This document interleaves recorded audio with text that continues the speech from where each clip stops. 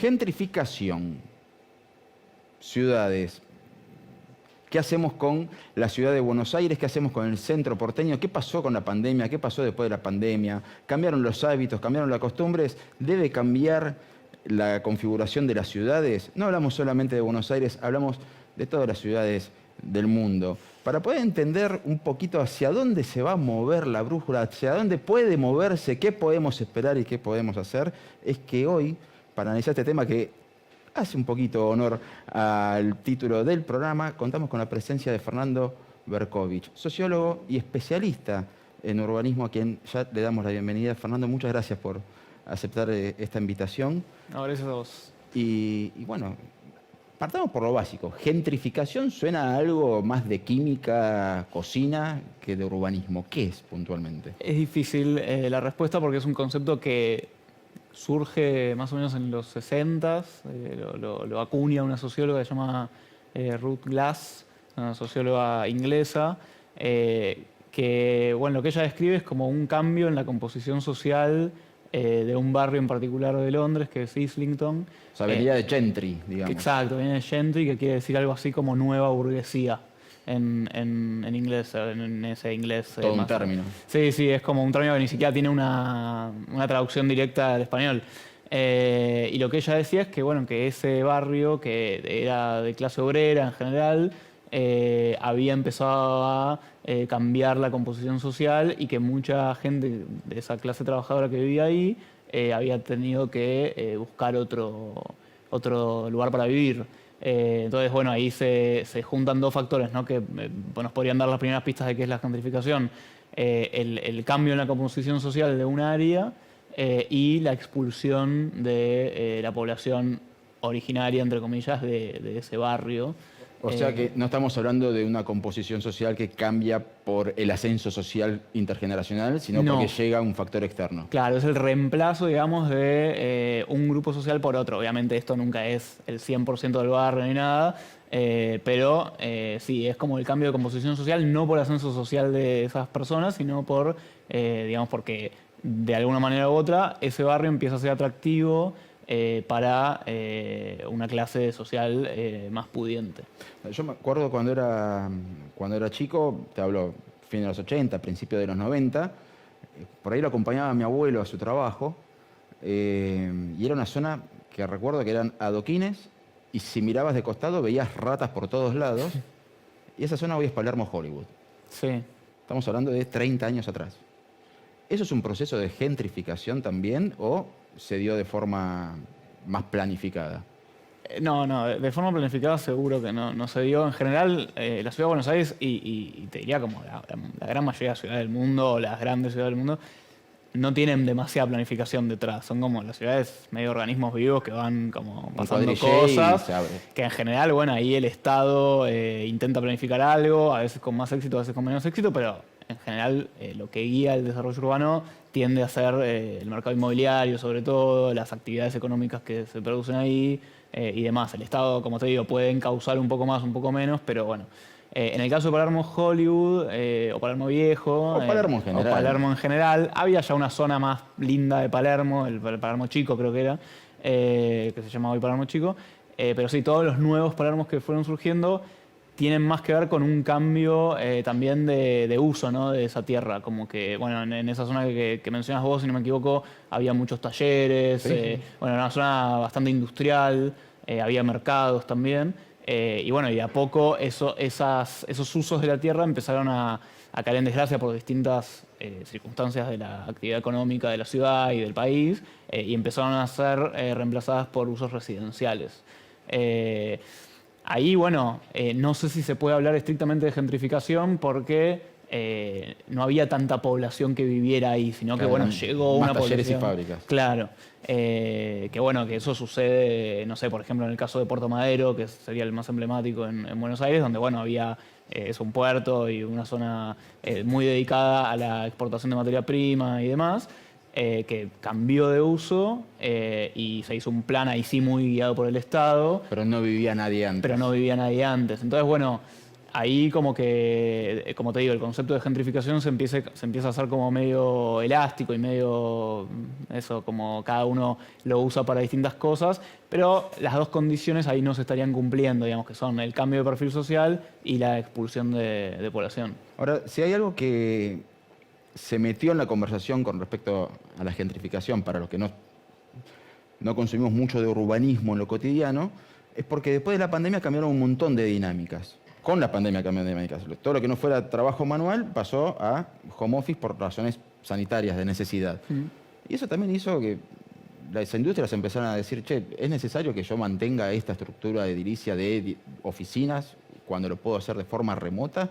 Y empezaron a aparecer un montón de edificios vacíos en zonas de oficinas. Puntualmente, poner microcentro porteño. Y así en distintas ciudades. ¿Qué se hace con esos espacios? O sea, ¿qué podemos esperar de la reconversión? Porque ahí ya vive gente. No mucha, pero vive gente. Sí. Bueno, ahí es un tema de la gran mayoría de las ciudades que post pandemia cambiaron sus áreas centrales, cambió mucho de uso, ¿no? Si bien se va recomponiendo el trabajo presencial, muchas oficinas quedaron vacías y muchos contratos de alquiler de oficina cayeron. Sí. Bueno, entonces ahí lo que vos tenés un concepto muy conocido en urbanismo es la mixtura de usos, que es que básicamente en un área se hagan distintas cosas. Vos puedas tener el trabajo, las compras, la escuela de tus hijos y demás a 15 minutos de tu casa, en bici, caminando, la famosa ciudad de los 15 minutos. Bueno, el microcentro porteño, así como las áreas centrales en general de todas las ciudades del mundo, tienen esa ventaja, ¿no? De ser una ciudad de los 15 minutos porque tenés todos los servicios, tenés todo el equipamiento y demás, y tenés como una buena calidad también de conectividad, ¿no? Porque todo va hacia el centro. Sí. Bueno, en eso ahí tenés una oportunidad que es poblar ese microcentro de personas que vivan en la Ciudad de Buenos Aires, y tenés como un riesgo que es que eso se termine usando para, por ejemplo, alquiler temporario, ¿no? En el caso puntual del área central de la Ciudad de Buenos Aires, ya hay un turismo bastante activo, además que el tipo de cambio es muy atractivo sobre todo para las personas que vienen de Europa, de Estados Unidos.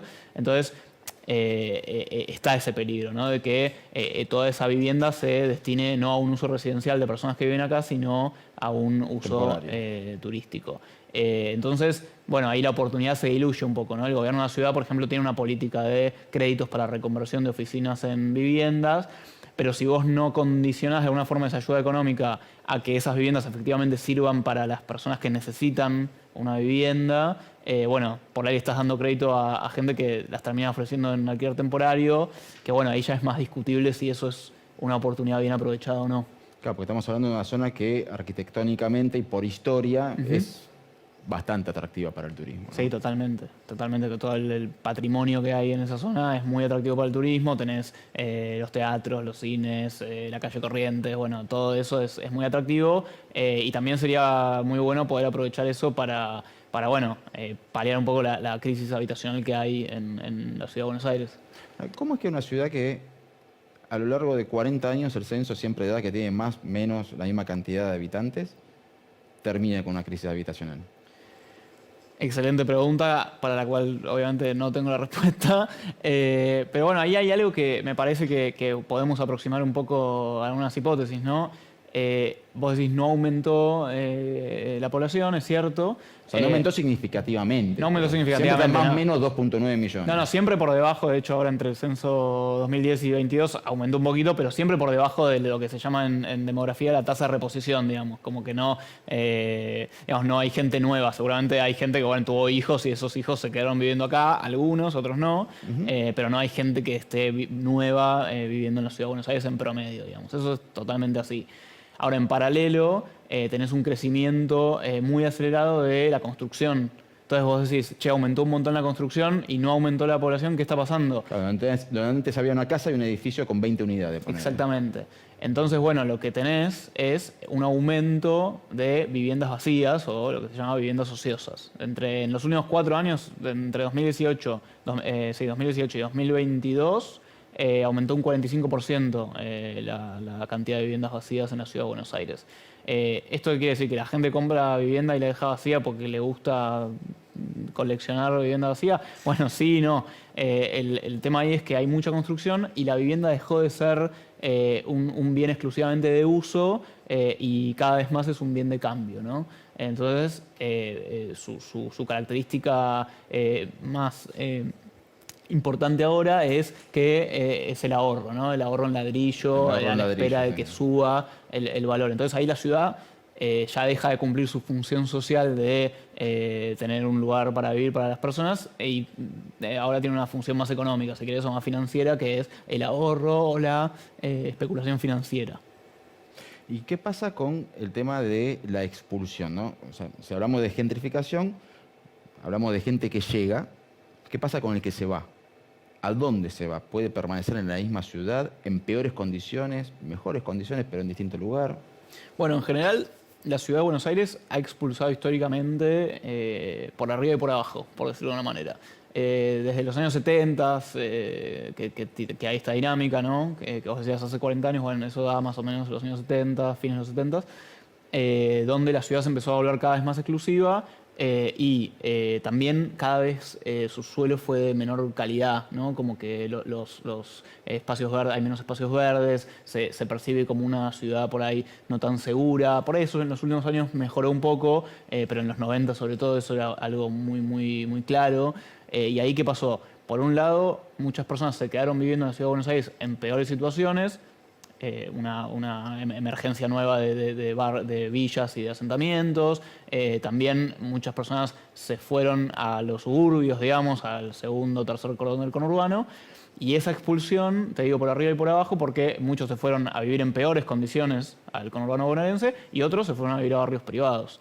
Que vos decís, bueno, barrio privado, por ahí esa persona ascendió socialmente y pudo comprarse una casa en un barrio privado o alquilar una casa en un barrio privado, pero muchas veces esa expulsión de clases medias altas o medias acomodadas tenía que ver con que percibían la ciudad como un lugar poco seguro, como un lugar donde, bueno, decían, pago un alquiler de determinada guita y, bueno, con esa plata por ahí me puedo alquilar una casa con pileta a 100 kilómetros de la capital federal y vengo solo para laburar, voy y vuelvo para laburar. Entonces, bueno, eso genera una dinámica urbana que es bastante problemática, que es la dinámica de la expulsión y expansión urbana con baja densidad. Entonces vos ahí tenés menos, en una mancha urbana menos densa, lo que tenés es menos personas para financiar un montón de infraestructura y equipamiento que te termina saliendo mucho más caro. Entonces termina siendo problemático también desde el punto de vista de la planificación urbana y del financiamiento de esa planificación urbana. O sea que en buena medida es lo que podemos ver cuando decís ya no hay forma de agregarle más carriles a la Panamericana y siempre hay embotellamiento. Exacto. Vos esa expulsión que tenés y esa expansión con baja densidad, en general, en lo que uno lo ve día a día, es en los embotellamientos en la Panamericana, por ejemplo. Que eso, en una ciudad más compacta, bueno, estaría un poquito más controlado.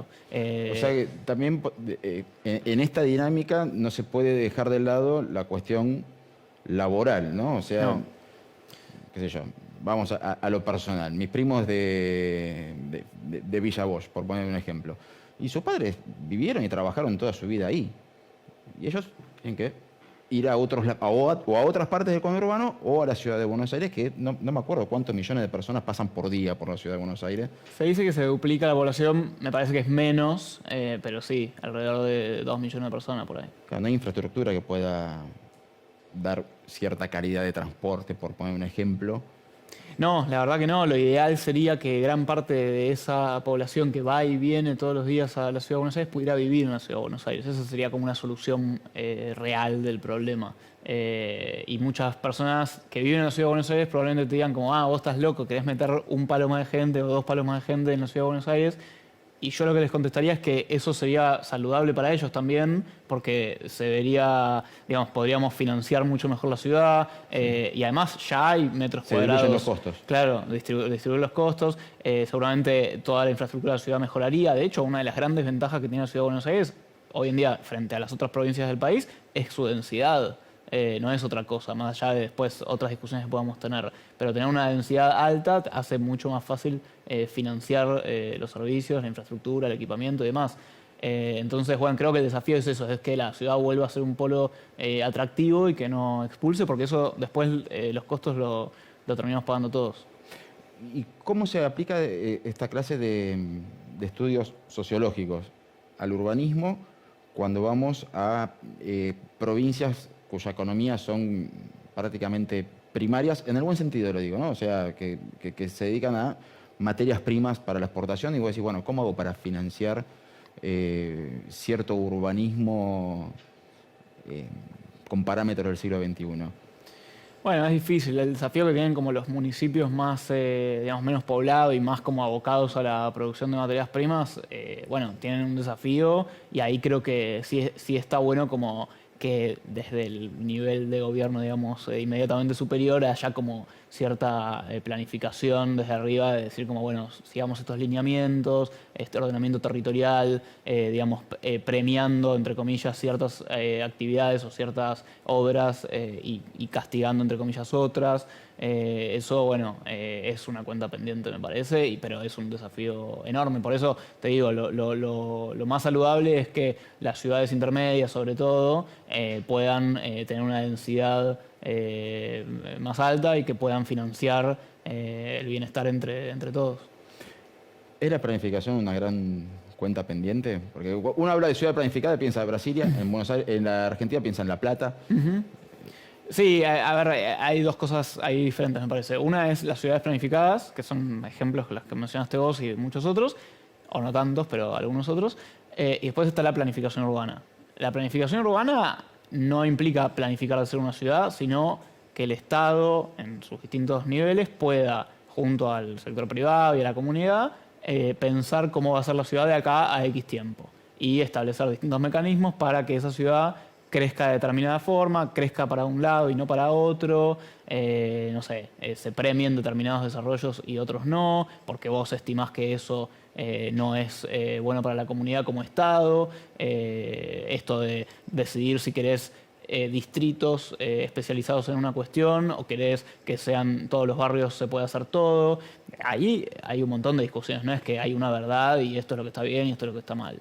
En la ciudad planificada es otra cosa, es bueno, me siento en el escritorio, algo más de otra época que ya no se usa tanto, me siento en el escritorio, bueno, acá va a estar esto, acá va a estar esto, que después igual las ciudades planificadas terminan no estando planificadas. Digo, La Plata, ahora, el otro día leí un libro que se llama El Cuadrado Roto, que es un libro sobre La Plata, que básicamente dice, bueno, sí, planificaron el casco histórico, ahora La Plata es una gran mancha urbana Sí. que bueno, Se expandió. se expandió, hubo barrios privados, Citibel con su propia dinámica, digo como, bueno, en Brasilia ni que hablar, ¿no? Otro caso de ciudad planificada que después tomó una dinámica totalmente propia y que tiene muchos problemas porque está planificada con una óptica muy autocentrista, por ejemplo, que bueno, Brasilia tiene una avenida enorme, o más amplia que la 9 de julio incluso, que bueno, ahí está la discusión si es la más amplia del mundo la 9 de julio o no, pero Brasilia tiene un montón de problemas porque está muy planificada en torno al auto. Entonces, bueno, hay que tener cuidado, ¿no? con pensar que la planificación urbana puede hacerse desde un escritorio porque en general no es así. Te pido que banques 2 minutos. Sí. Vamos a ir a un pequeño corte y ya dejo planteado, ya que mencionaste que se hizo en torno al auto, esa era la visión del futuro que había hace 60, 70 años. ¿Qué hacemos con la ciudad del futuro? Y si es realista lo que planteamos o lo que se plantea desde el hoy. Nosotros vamos a un pequeño corte y ya volvemos con más Es Más Complejo.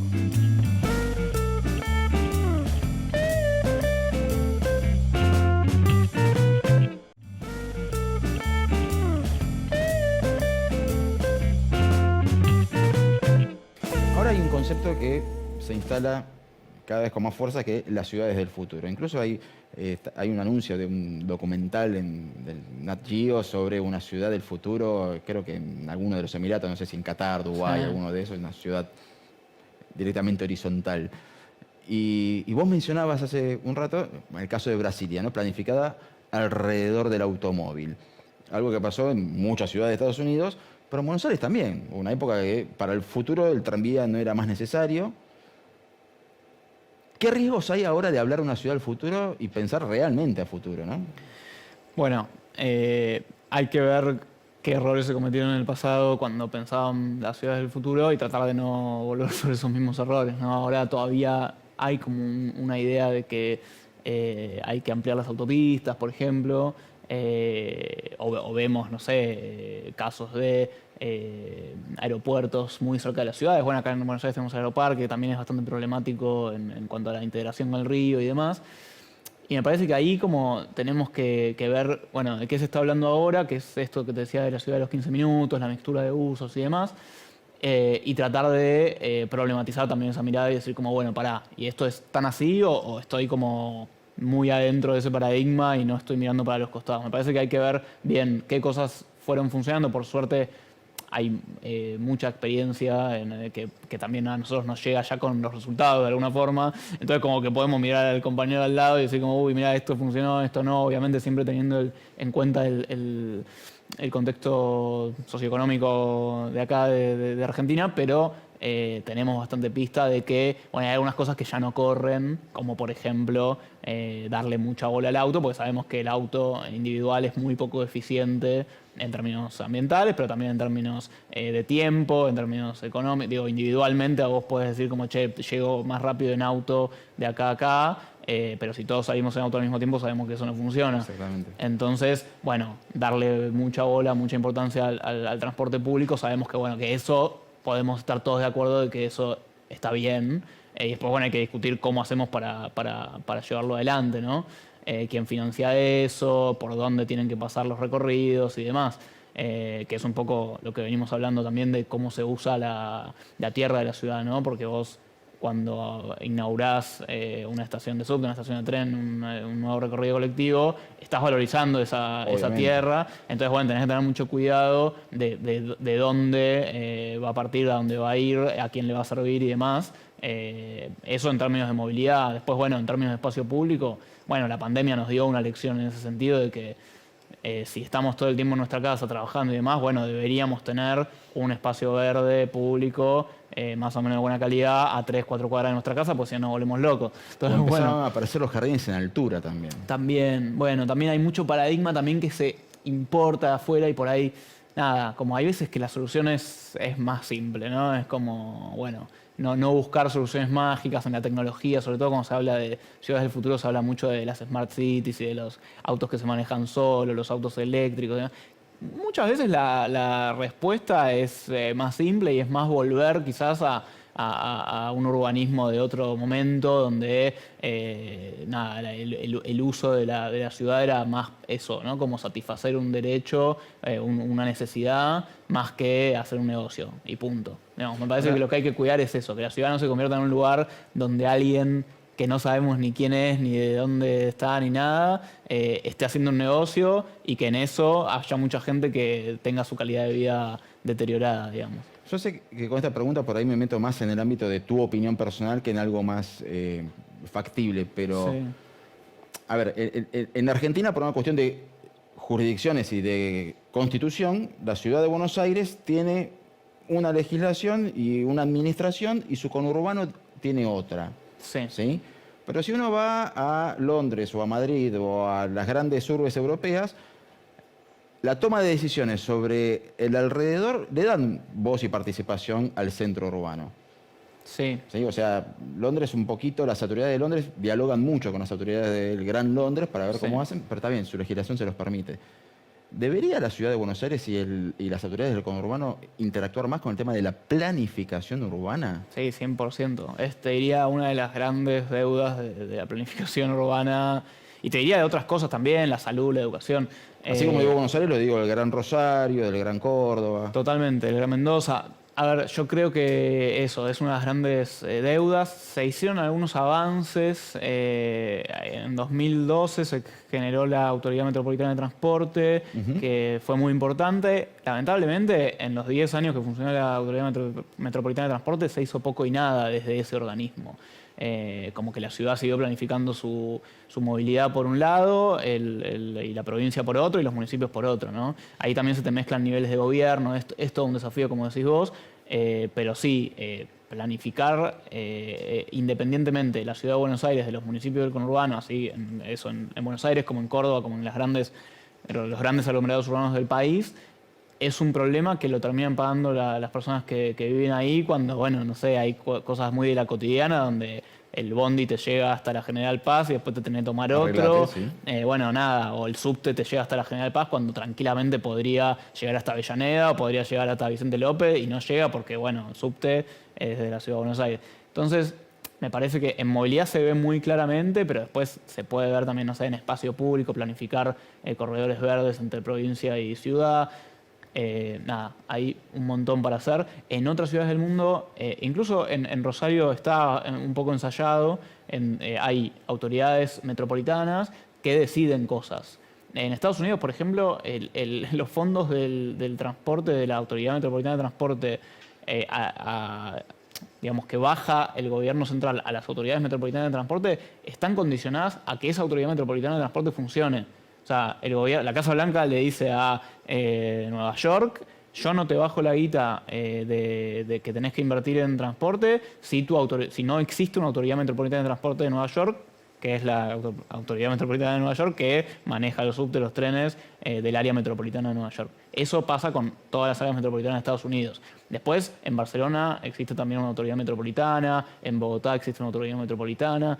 Es muy importante que eso suceda, como te digo, para planificar. Claro, pero nosotros antes de la pandemia hablábamos de Buenos Aires y Gran Buenos Aires. Recién después de la pandemia, el común de las personas comenzamos a hablar del área metropolitana de Buenos Aires, el AMBA. El AMBA, totalmente. Bueno, pero ¿qué pasó en la pandemia? Algo muy saludable para mí en ese momento fue que tenías, durante pocos meses, pero los tenías, al presidente de la Nación, al jefe de gobierno de la ciudad y al gobernador de la provincia, y en algunos casos también algunos intendentes, sentados en la misma mesa, planificando acciones de generar lugares de aislamiento, prevención de la pandemia y demás. Y eso estaba, la verdad, que muy, muy interesante. Lamentablemente después se rompió, y porque creo que no hay demasiados incentivos para que eso suceda. Como te digo, ¿no? Estados Unidos generó ese incentivo que es un medio por Ahora, ahí. si la salud en una pandemia no fue suficiente de incentivo, no me quiero imaginar como las caras que debes poner vos cuando dices, bueno, ¿qué hago con la planificación urbana? Claro, totalmente. Me parece que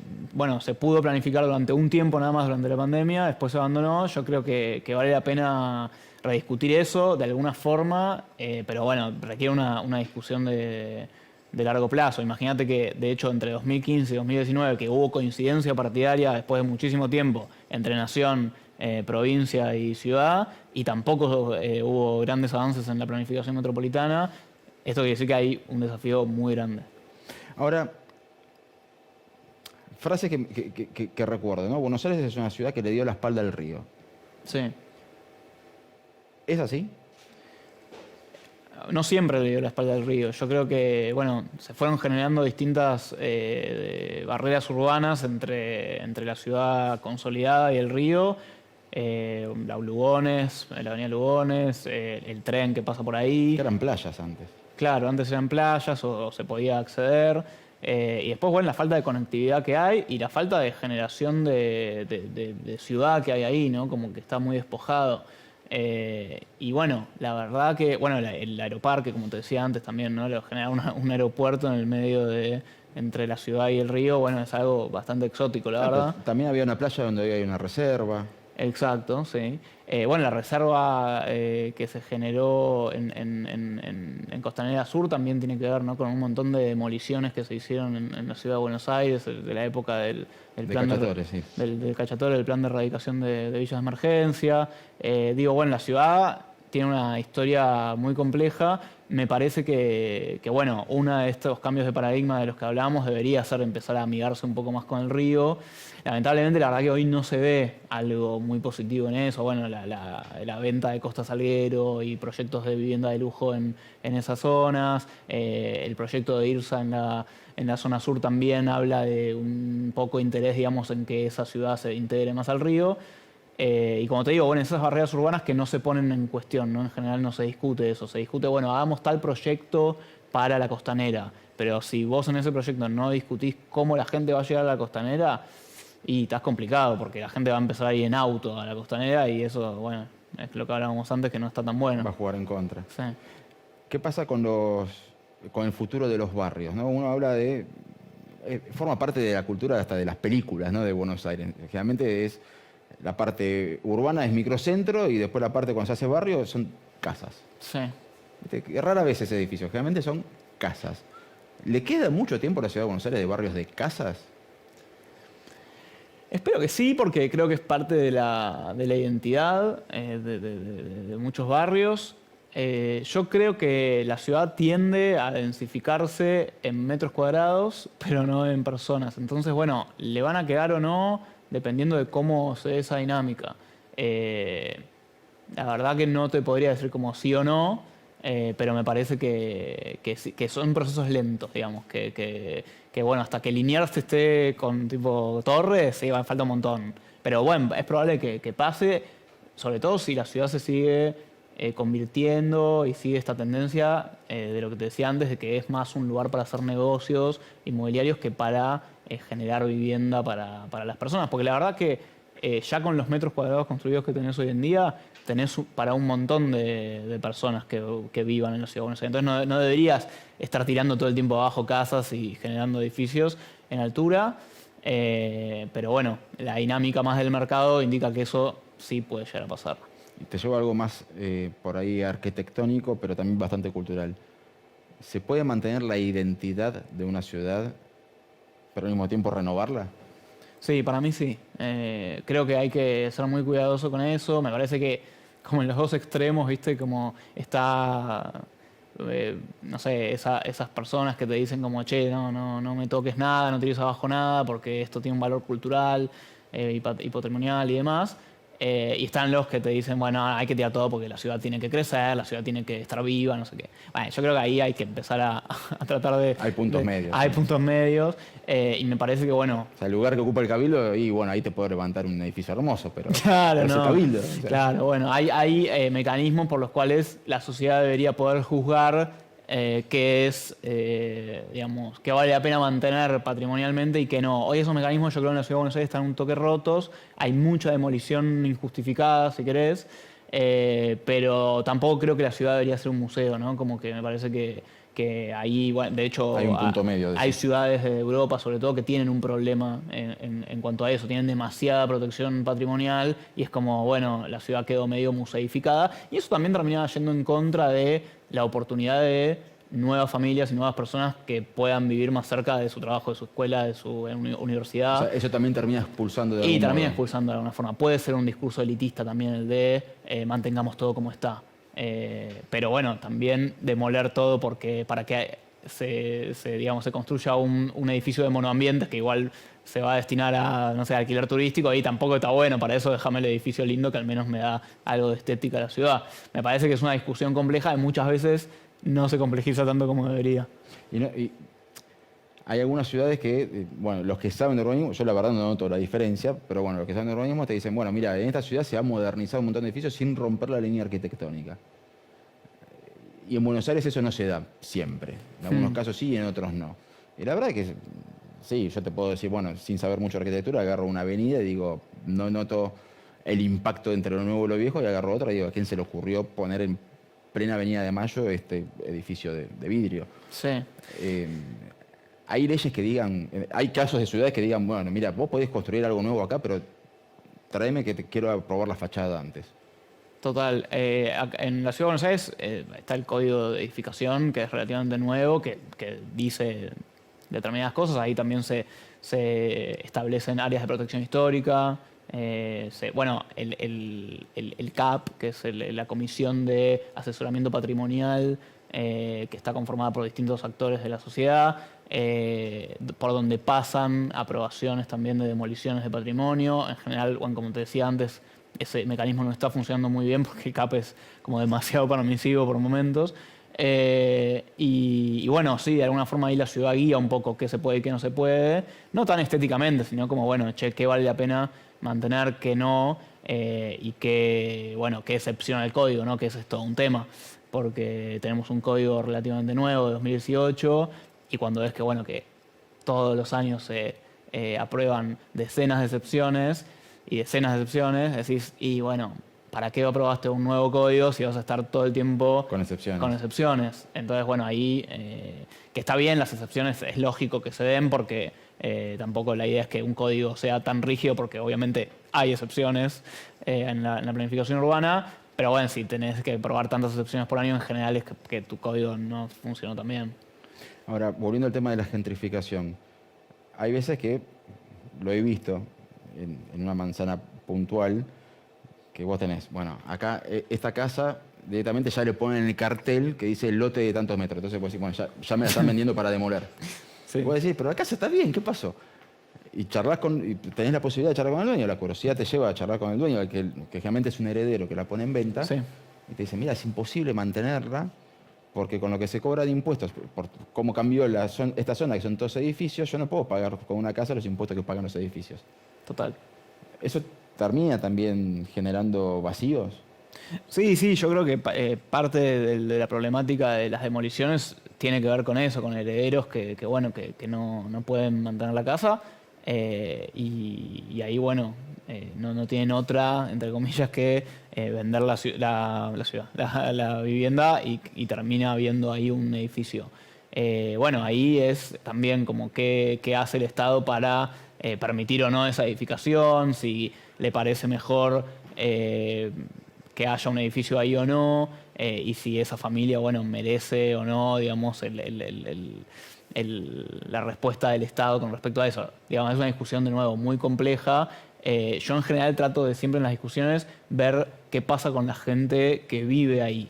Digamos, no sé si va a quedar mal lo que digo ahora, pero como no sé si me interesa tanto la familia que heredó esa casa y lo que haga, o que la venda más cara o más barata. La verdad que a mí lo que me importa es, bueno, quién vivía en esa casa, si pudo vivir bien en esa casa, quién va a vivir en esa casa después, ¿no? Si ese edificio que potencialmente se construye ahí, ¿para quién va a ser? O si va a ser para alguien o va a quedar vacío. Entonces, me parece que esas son las preguntas que yo me haría como planificador urbano en ese caso. Ahora, hay una problemática que es global, incluso te puedo hacer una referencia bastante infantil, pero que existe. La película Up de Pixar es un señor que vivió toda su vida en esa casa y de golpe el barrio cambió y es una megalópolis y su casa ahí molesta. Pero claro, es un señor jubilado, no tiene otra posibilidad. Le compramos la casa. Sí, yo lo traigo acá a Buenos Aires. Un tipo que vivió toda su vida en Ravignani, Costa Rica, ponele. Y de golpe ese barrio es Palermo, Hollywood, casi cayéndose en colegiales.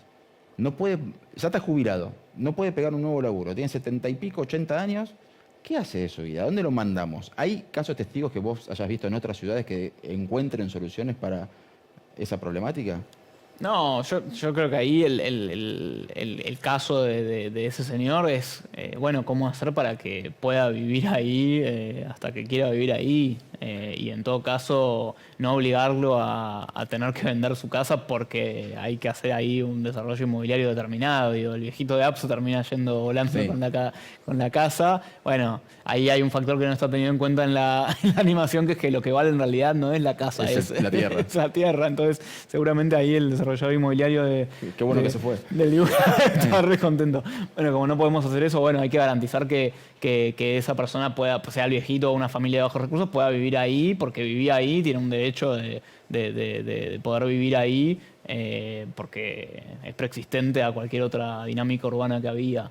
Y me parece que ahí es tratar de que el Estado establezca mecanismos para que los valores de la tierra no condenen a nadie a tener que irse a otro lado. Hay, por ejemplo, un mecanismo que se llama la captura de plusvalías urbanas, que es... Te iba a llevar para ese lado que sé que despierta polémicas. Despierta polémica, me parece que despierta polémica porque dice plusvalía y la plusvalía es Sí. un término marxista Pero es y bueno... algo que aplica la alcaldía de Londres. Claro, Y no, la alcaldía de Berlín Londres también, y un montón de gobiernos en el mundo, de hecho lo aplica el gobierno de la ciudad de Buenos Aires. Explícalo como... El concepto es básicamente que cuando por acción del Estado, ya sea un cambio en norma urbanística o una inversión pública determinada o una excepción al código, tu tierra pasa a valer más que antes, sin ningún tipo de inversión propia del privado, bueno, el Estado por única vez cobra algo que se llama, en Buenos Aires creo que se llama derecho de construcción o algo así, pero básicamente es una plusvalía urbana. ¿Qué hace eso? Bueno, ancla un poco los precios de la tierra para que no haya, digamos, una, entre comillas, injusta distribución del valor de la tierra. ¿Eso qué hace? Bueno, que personas como ese viejito que vivían ahí, bueno, no vean el precio de la tierra tan digamos, por las nubes y no vengan 20 inversores inmobiliarios a decirle, che, andate que quiero construir esto. Y bueno, y un poco modera ese cambio en la composición social que hablábamos antes de la tierra, del También barrio. tiene otros modelos de intervención esas ciudades para el tema de los alquileres.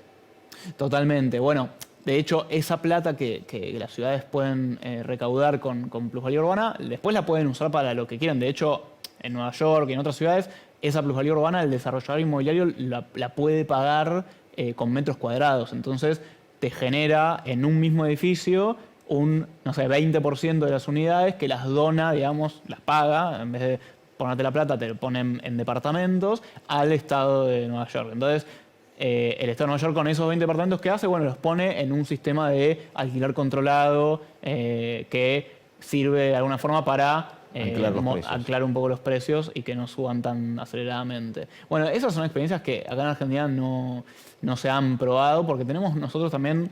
Ahora, ¿quién puede decir, más allá del concepto de plusvalía, ¿no? Sí. O sea, ¿en Nueva York funcionó el sistema? Es contrafáctica la pregunta porque... Como para decir, es comunista, en Nueva York. O sea, Sí. No, a ver, funcionó en tanto y en cuanto podemos decir que, bueno, hay un gran parque de vivienda controlado por el Estado, cuyos precios son controlados por el Estado, y hay que preguntarse después, bueno, ¿qué hubiese pasado con el mercado en general si esos departamentos no hubiesen estado controlados por el Estado?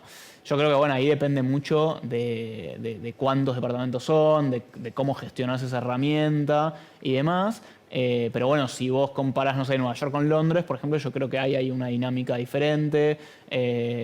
No sé, y en ciudades donde no hubo ningún tipo de intervención del Estado, sí aumentaron más los alquileres. Entonces, como que ahí hay que ver cuál es la herramienta adecuada para la ciudad en ese momento y demás. Por ejemplo, bueno, acá en Buenos Aires, que está muy de moda hablar de los alquileres, tenés el gran tópico de la ley de alquileres y en general dicen, bueno, no, deroguen la ley de alquileres porque eso va a solucionar todo. La verdad es que yo lo dudo. El tema de los alquileres es un tema muy complejo donde entra en juego la legislación, pero también entra en juego qué políticas públicas vos aplicaste para ayudar a las personas que alquilan. Entonces, ahí, porque el alquiler no deja de ser un porcentaje del valor de la propiedad.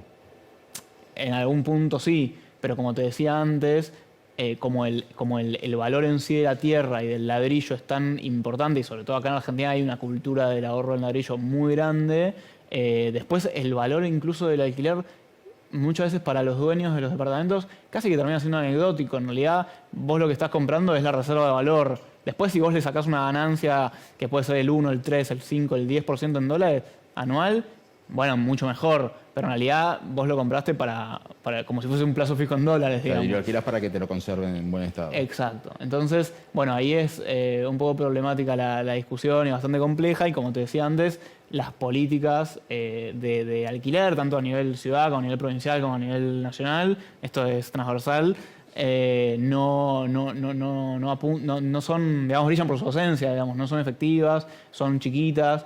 En general la política habitacional siempre va en o reurbanización de barrios populares o entrega de vivienda llave en mano. A eso te quería llevar ahora. Urbanización de barrios populares. Sí. Siempre estuvo la polémica de por qué le vamos a dar algo, no se le da, o sea, hay un cierto cobro, pero Sí. tampoco hay gente que se pueda adaptar. ¿Cómo gente que se puede adaptar? Si yo tengo un tipo que está en la miseria total, Sí. viviendo en una zona de emergencia, Sí, y ese barrio de emergencia lo urbanizo, sí, pero esa persona sigue estando en una situación de emergencia, probablemente también lo termine expulsando. sí. Bueno, ¿cómo son los procesos de urbanización? Bueno, ahora tenemos un diario del lunes para ver, ¿no? Barrio 31, podemos ver si funcionó o Sí. no funcionó. Rodrigo Bueno creo que también es otro caso, Sí. pero era una de las más recientes. Ujú. Eh, Todas son bastante recientes, la verdad. ¿Siempre se puede urbanizar un barrio o hay que desplazar y armar algo nuevo?